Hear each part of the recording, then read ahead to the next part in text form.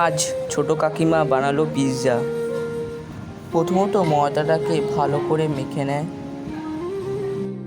ও পরিমাণ মতন গোল করে নেয়।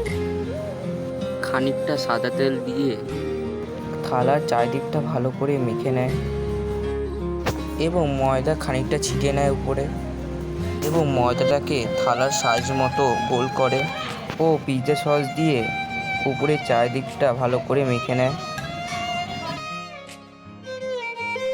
ও উপরে আমুল চিজ পরিমাণ মতন দিয়ে দেয়।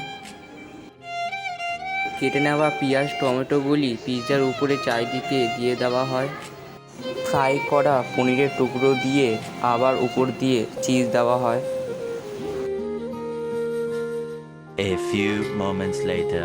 আমাদের রেডি পনির পিৎজা। ভিডিও যদি ভালো লাগে তো লাইক অ্যান্ড সাবস্ক্রাইব।